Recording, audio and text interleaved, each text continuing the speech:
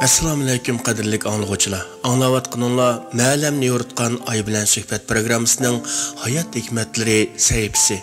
Mikrofon oldida Rida Ablimit. Bir kishi aytgan ekan.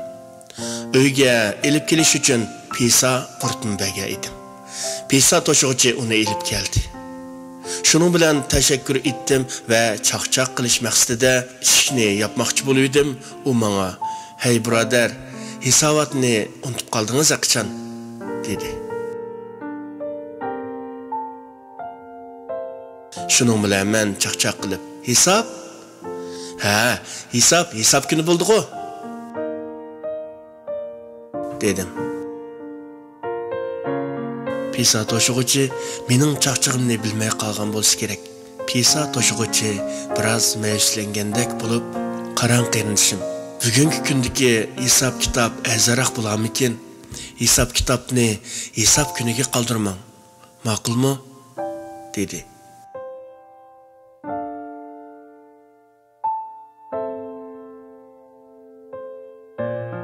Men u yoqning shu kun qilgan gapini her esliginimde közümge yaş lıq toldu.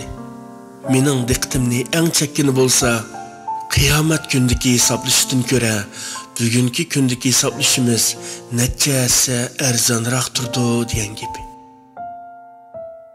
To'g'ri do'stim. Shuning uchun hisobni aslo qiyomatga qoldirmang. U kunda so'roq ig'ir, hisob qiyin, qo'rqinch, bakcho'ng bo'ldi.